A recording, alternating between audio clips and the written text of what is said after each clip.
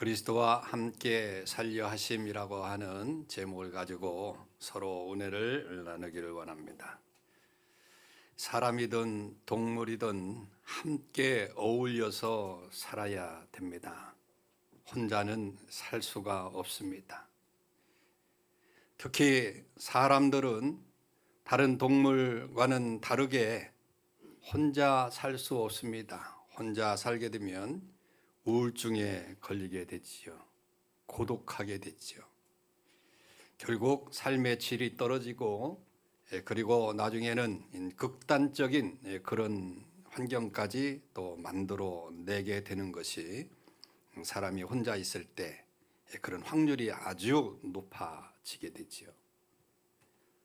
요즘 뭐 혼족이니 혼밥이니 혼술이니 뭐 그래 가면서 혼자 되는 일가구 또 한 명 한 주택 이렇게 살면서 혼자들 즐기고 살고 있습니다마는, 그런데 결국 그런 단어가 나오고 혼자 사는 삶이 된다 할지라도 혼밥을 먹고 혼술을 마시고 그렇게 한다 할지라도 결국은 자기와 함께 할 사람들을 찾게 되어 있는 겁니다. 함께 할 사람들을 찾게 되죠. 함께 할 사람, 또 그래서 만나서 수다도 떨고 그러기 위해서는 동호회에 가입도 하고 여행도 다니고 등반도 하고 결국 함께 할 사람들을 찾아서 함께 살아야 된다. 이것이 인간의 모습이라고 하는 거지요. 요즘 코로나 때문에 함께 한다는 것이 쉽지가 않습니다. 요즘같이 4단계 때는 될 수 있으면 만나지 말라고 그렇게 하고 있습니다만은 우리 교회는 그래도 이제 1, 2차 맞으신 분들이 많고 아직도 1차가 맞지 못한 젊은 사람들도 있기도 하고 그렇습니다만은 그래도 많은 사람들이 1, 2차까지 접종이 돼서 이제는 좀 만나도 괜찮나라고 하는 그런 생각도 가지게 되지만, 하지만 그럼에도 불구하고 우리가 사람을 만난다는 것이 너무도 참 부자연스러운 거예요. 몰래 불법적으로 만나기도 하고 불법적으로 만나서 술 먹다가 걸리기도 하고 그런데 이건 사람들이 어쩔 수 없이 함께 살아야 된다라고 하는 그런 공존의 시스템 가운데 하나의 일환이 아닌가도 그렇게 생각하죠. 여튼 어울리면서 살아야 될 그런 존재들이다라고 하는 거죠. 이것이 없이 계속해서 지속이 되게 되면 사람들은 살 수가 없습니다. 혼자 절대 살 수가 없어요. 근무도 혼자 요즘 재택근무해서 혼자 근무하고 그러는데 그것도 오래 가지 못합니다. 시스템이 그렇게 되질 않습니다. 모두가 다 함께 공존하면서 살아야 되는 거지요. 그런데 사람들은 그렇게 함께 하는 것을 만들어내면서 꼭 생각하는 것이 있습니다. 그 생각하는 건 뭐냐면 나에게 유익이 돼야 된다. 일단 그거부터 생각을 해요. 그래서 유익이 돼야 잘 어울리지요.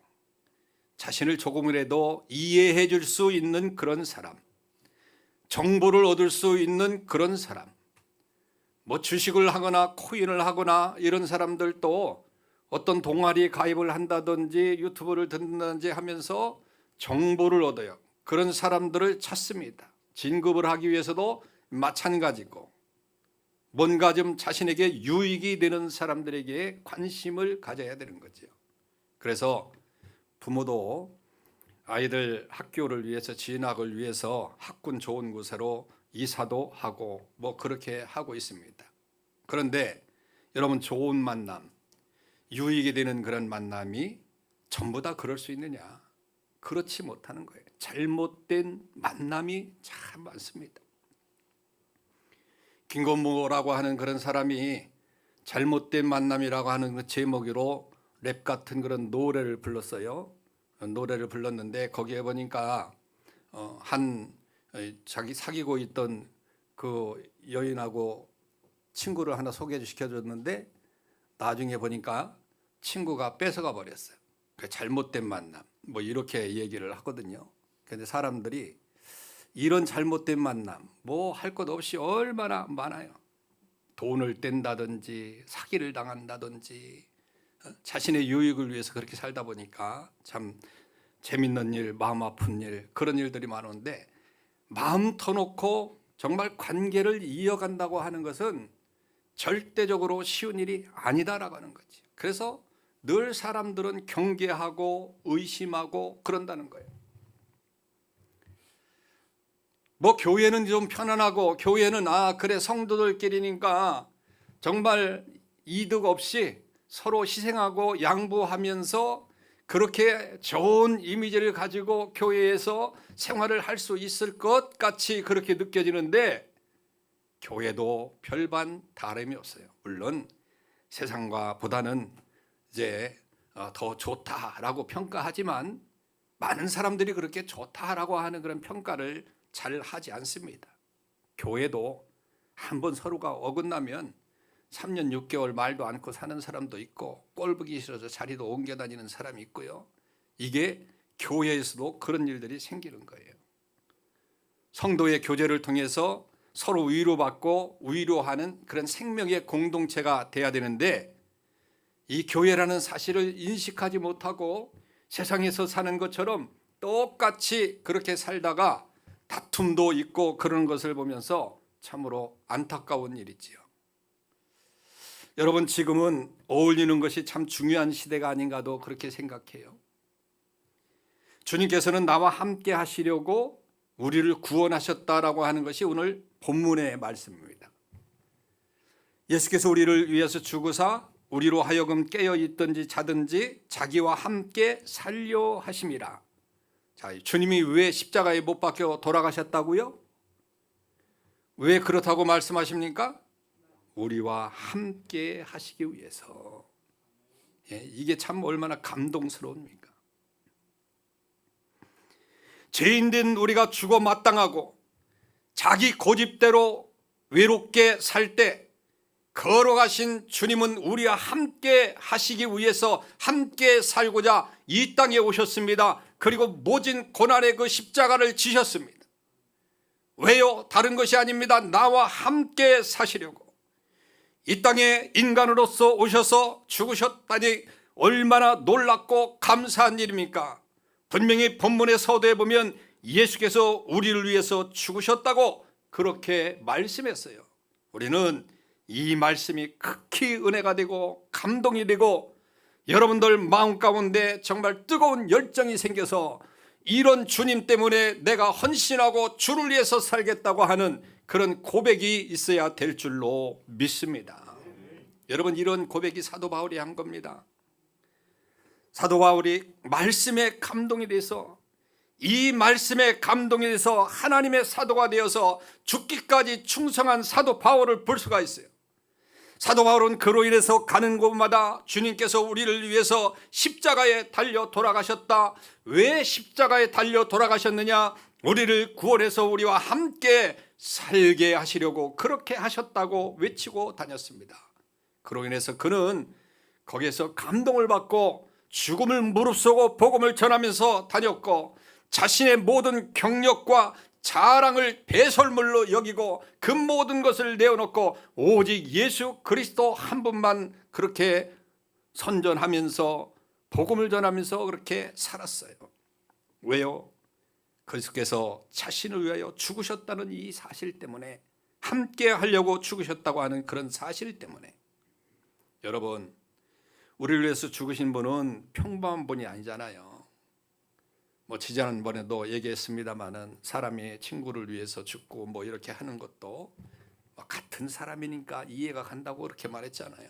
그런데 이분은 하나님이십니다. 믿습니까? 착하고 선한 분 정도가 아니라는 겁니다. 전능하신 하나님이 우리를 위해서 십자가를 지셨습니다. 무엇 때문에요? 우리와 함께 하시려고. 믿습니까? 그러니 우리가 감동을 받는 거지요.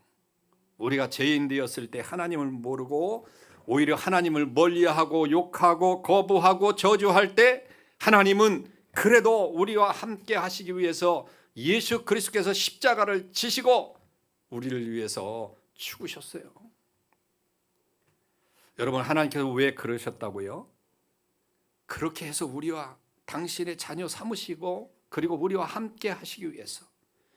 그 하나님과 함께 산다는 것이 얼마나 놀랍고 감사하고 행복한 일입니까?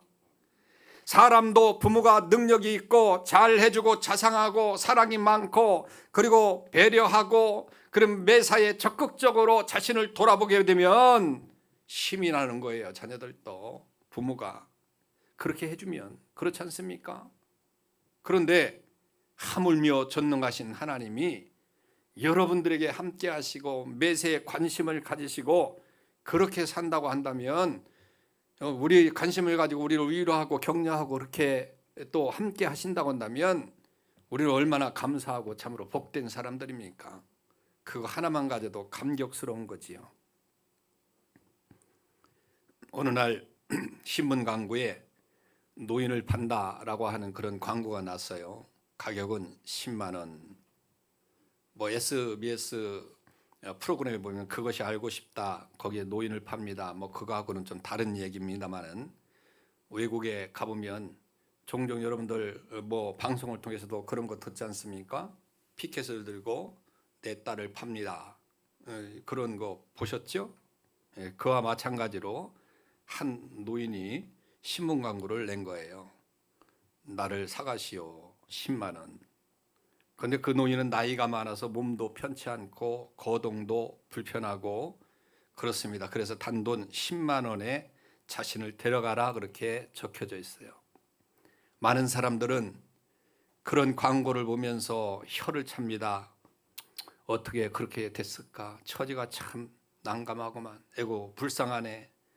불쌍하기는 하지만 누가 늙은이를 10만 원에 사간단 말입니까? 자기 부모도 모시기 싫어서 아프면 노인 보호소나 요양원에 갖다 놓고 찾아가지도 않는 그런 사람들이 허다한데, 세상에 제대로 몸도 가누지 못하는 그런 노인을 10만 원에 사다가 뭐에 쓰려고? 안타깝지만 누구 하나 없는 거지요. 그런데 이 광고를 보고 찾아온 사람이 한 분이 있습니다. 그 사람은 고아로 지내온 젊은 부부인데 부모 없는 서름이 얼마나 컸던지, 신문에 노인이 자신을 사가라고 하니까 그 기사를 보고 그 주소로 찾아갔어요. 젊은 부부는 초인종을 누릅니다. 정원 밭에 물을 주던 한 노인이 나오게 됩니다. 그 노인이 어떻게 왔냐라고 물으니까 광고 보고 왔습니다. 신문 광고에 할아버지 판다기에 부모 없이 고아로 살아온 우리 부부이기 때문에 아버지로 모실 기회가 있을까 해서 지금 이렇게 왔습니다. 이 이야기를 들으신 할아버지는 웃으면서 집안으로 들어오라고 안내를 합니다. 들어가 보니까 굉장한 부자였어요. 어리둥절한 젊은 부부가 다시 한번 또박또박 이야기합니다. 우리는 노인을 팔겠다는 광고를 보고 왔습니다. 할아버지는 빙그레 웃으시면서 그 말을 합니다. 그래요. 그 양반 내가 잘 아는 양반인데 그 노인이 몸이 좋질 않아요. 그런 노인을 사서 뭐 하시게?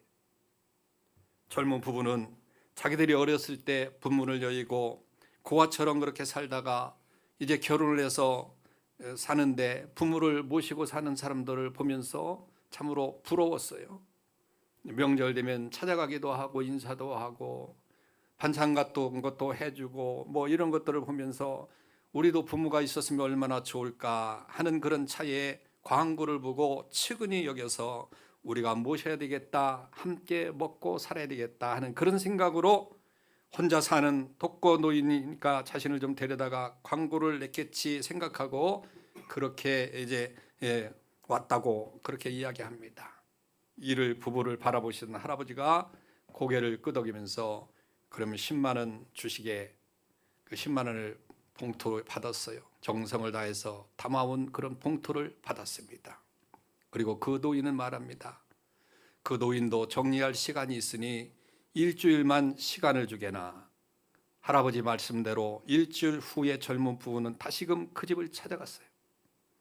그래서 기다리고 계시던 할아버지께서 반가이 맞이하면서 그런 말씀을 합니다.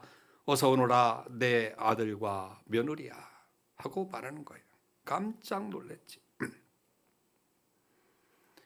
어리둥절 젊은 부부에게 할아버지께서 말씀하시기를 사실 내가 너희에게 팔렸으니 응당 너희 집에 가서 살아야 되는 것이 당연하지만 얘들아 우리 집에 와서 살면 안 되니 너희들이 허락을 하라. 그렇게 해서 그 집에서 살았대요. 여러분 누가 신문 광고에 100만 원 줍니다. 노인 모셔가세요. 그러면 얼른 가시길 바래요. 10만 원이 아니라 1000만 원만 준다고 해도 얼른 찾아가요. 그러면 이 청년처럼 부자가 될 수 있으니까. 우스운 얘기지만 여러분들 한번 생각해 보십시오. 이들 부부가 현실이었다면 얼마나 놀랐겠습니까? 그런데 이 내용과 비교가 되지 않는 전능하신 하나님께서 우리를 위해서 함께 살겠다고 하신 거예요. 할렐루야. 우리는 얼떨결에 뭐 하나 제대로 한 것도 없고 그저 예수 그리스도를 믿는다고 여기에 나왔는데, 그런데 그 전능하신 하나님은 저와 여러분들의 그 믿음을 보시고 십자가에 못 박혀 돌아가시면서 저와 여러분들과 함께 살겠다고 그렇게 하셨고 자녀로 삼아 주셨어요. 믿습니까? 얼마나 감격스러운 겁니까? 지금 여러분들이 이 모습 이대로 지금 앉아 있다 할지라도 그 전능하신 하나님은 여러분들과 함께 살기 위해서 지금도 마음의 문을 활짝 열고 기다리고 계시는 거예요. 그 전능하신 하나님 품에 가셔서 함께 사시길 주님의 이름으로 축원합니다. 그러면 그리스도와 함께 살려면 어떻게 우리가 해야 되느냐? 이어지는 말씀에서 한번 찾아보시길 바라요. 11절에 보니까 피차 권면하고 서로 덕을 세워라. 11절에 피차 권면하라고 하는 이 권면이라고 하는 사전에서 찾아보면 격려하라라고 하는 그런 말이거든요. 격려는 누가 누구에게 합니까? 뭐 그냥 쉽게 얘기하면 괜찮은 사람이 힘들고 어려운 사람에게 격려를 하는 거죠.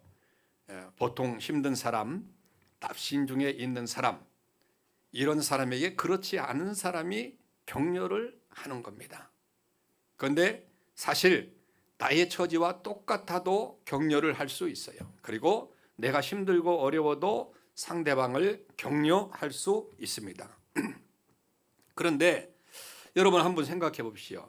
이 격려는 관심이 없으면 못하는 겁니다. 그걸 우리가 알아야 되는 거죠. 옆에 사람이 죽어가도 관심이 없으면 그 볼 수가 없습니다. 우리 대화하는 그런 기법 가운데도 그런 게 있잖아요. 내가 정신을 다른 데에 두고 말하는 사람의 귀를 기울이지 아니하면, 관심을 두지 아니하면 뭐라고 말하는지 알아듣지 못해요. 단어는 분명히 이야기하고 있습니다.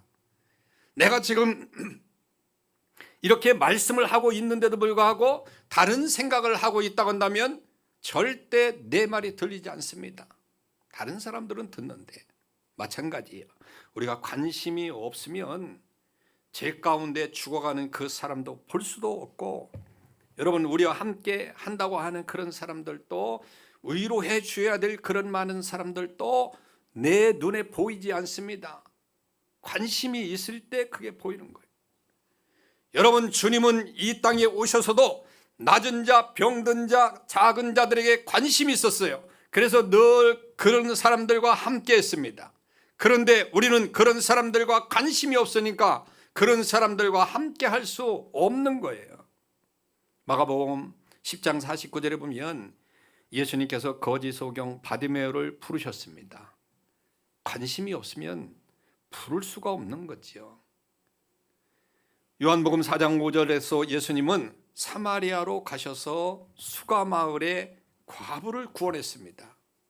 여러분 그에게 관심이 없었다고 한다면 일정상 굳이 사마리아로 들어가야 될 이유가 없는데, 갈 필요가 없는데도 불구하고 수가에 사는 그 한 과부에게 관심이 있었기 때문에 그곳으로 돌아가셔서 이제 사마리아로 가게 됐던 거지요. 여러분 그렇기 때문에 우리가 관심을 갖는다는 것이 이렇게 중요한 것이지요. 그리고 14절에서 권면하라는 말씀을 다시 한번 또 보게 됩니다. 그러면서 뭐라고 말합니까? 게으른 자들, 마음이 약한 자들, 힘이 없는 자들을 권계하고 붙들어주라. 그게 무슨 말이죠? 관심을 가지라고 하는 겁니다. 격려는 모든 성장과 발전의 원동력이기 때문에 두말할 것 없이 격려받은 사람들은 용기를 내고 힘을 얻어서 다시 한번 일어날 수 있는 그런 상황이 되기 때문에 우리는 관심을 가지고, 주님이 관심을 가지고 우리를 구원하시기 위해서 이 땅에 십자가를 지셨던 것처럼 저와 여러분들이 그런 관심이 있기를 주님의 이름으로 축원합니다. 힘이 없고 나약하고 낮은 자들에게 관심을 가지라고, 그리고 격려하라고 말씀하고 있는 거지요. 여기서 11절에 격려라는 말씀과 함께 중반절에서 뭐라고 말합니까? 이제는 덕을 세우라. 성경에서 이 덕을 세우라고 하는 그런 말들이 참 자주 등장하지요. 베드로후서 1장 5절에 보니까 덕은 그리스도인이 당연히 갖춰야 될 품성이라고 그렇게 말하고 있습니다. 다시 말하면 이 덕을 세워야만 믿음이 세워지고 교회가 세워지고, 그래서 덕은 집을 세우는 것과 똑같다는 것입니다. 그러면 덕은 집을 세우는 것과 똑같은데 부덕은 뭡니까? 부덕은 집을 허무는 것과 똑같은 거예요. 고린도서 14장 12절을 보면 덕을 세우다라고 하는 그런 헬라어 오코도메라고 하는 그런 헬라어는 집과 그리고 세우다의 합성어로 건축을 의미합니다. 특히 성전 건축에 사용된 용어가 바로 오이코도메예요.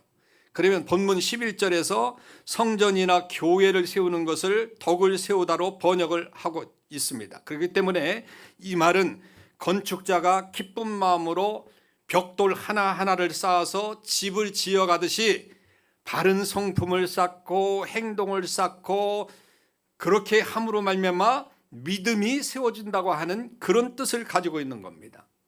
그래서 에베소 4장 12절에 보게 되면 이는 성도를 온전케 하여 봉사의 일을 하게 하며 그리스도의 몸을 세우려 하심이라.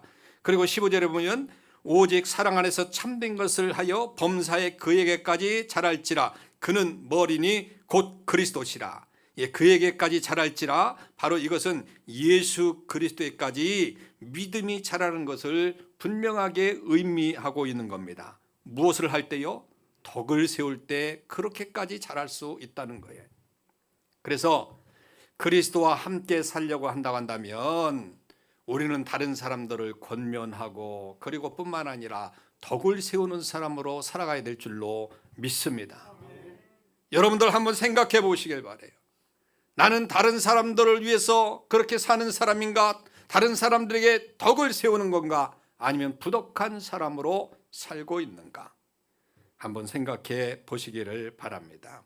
그리고 우리가 생각할 것은 지도자를 존경하면서 서로 화목하라 라고 그렇게 말합니다. 그래야만이 하나님과 함께 살 수 있다, 그리스도와 함께 살 수 있다라고 하는 거죠.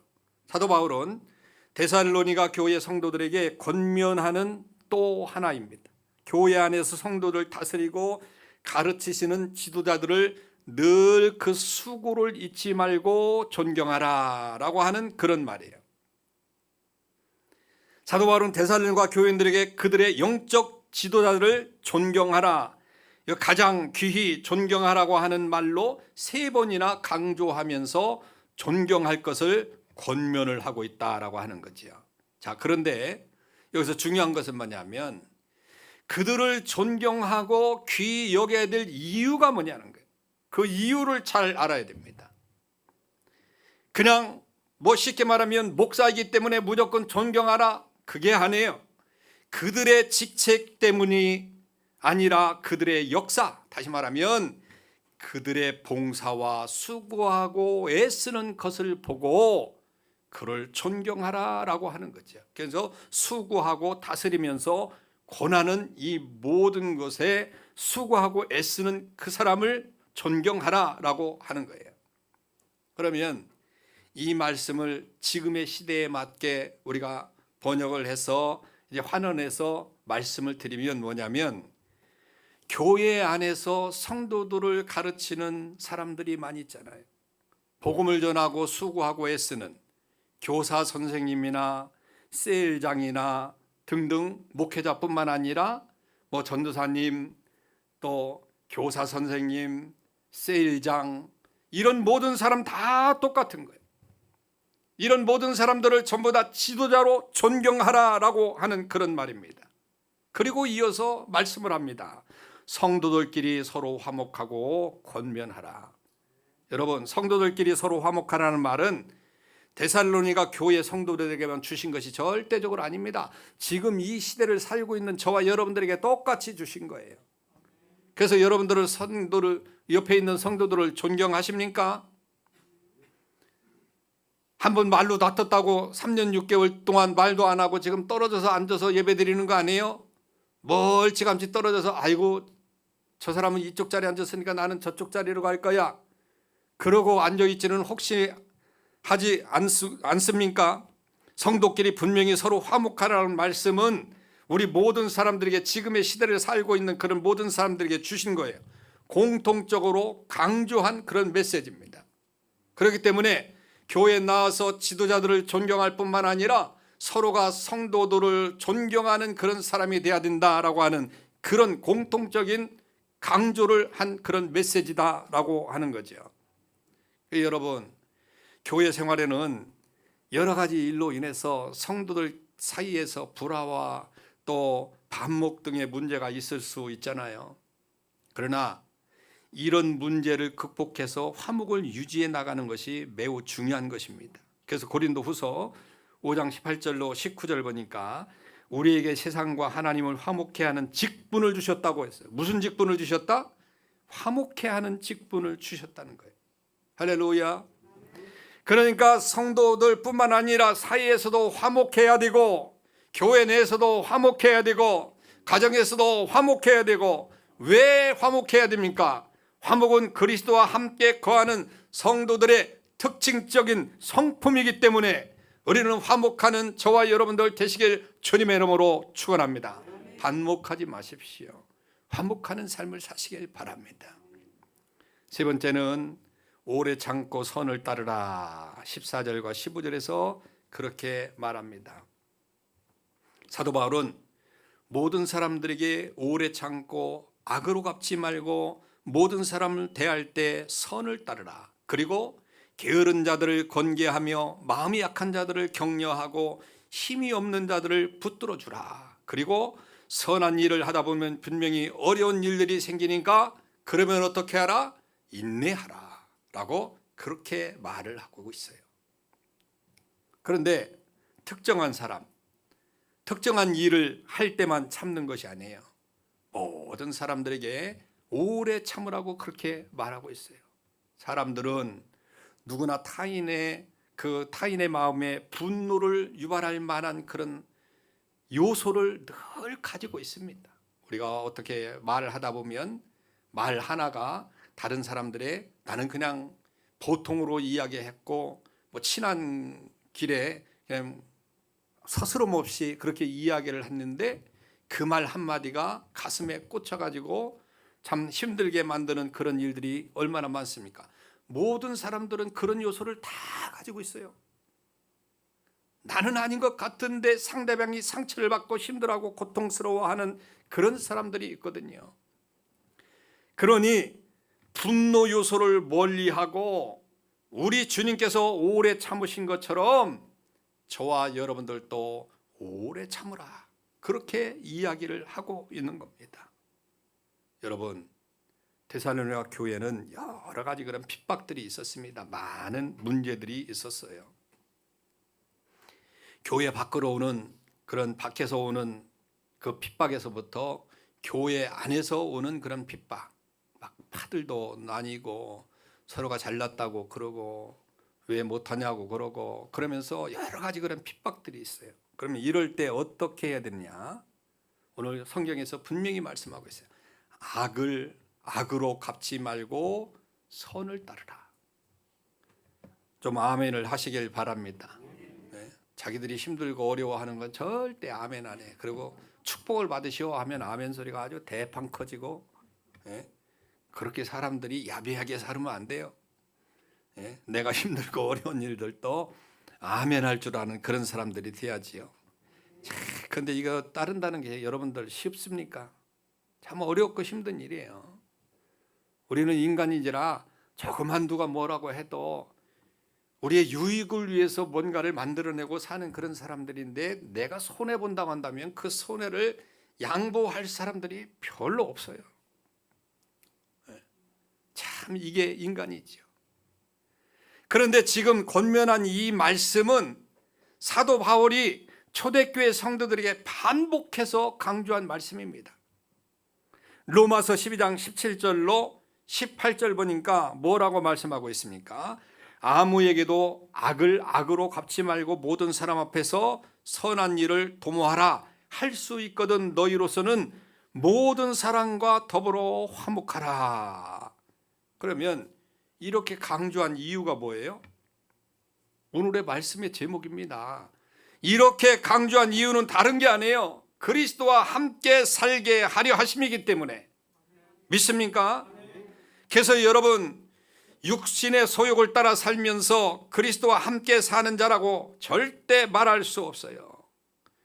그리스도께서 십자가에 죽으신 것은 우리의 그 악한 모든 그 죄의 속성을 죽이고 자기와 함께 살게 하려 하시기 때문에 그런 모든 것들을 다 하셨어요.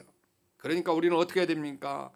피차 격려하고 위로하고 덕을 세우고 지도자를 존경하고 성도들끼리 화목하고 오래 참고 그리고 선을 행하되 끝까지 포기하지 말고 끝까지 선을 행하라고 그렇게 말씀하고 있는 겁니다. 지금 시기는 코로나 시기입니다. 그로 인해서 정말 서로 사랑하고 격려하고 위로하고 선을 베푼다는 것이 쉽지가 않아요. 왜? 나 자신도 힘들고 어려우니까, 불편하니까.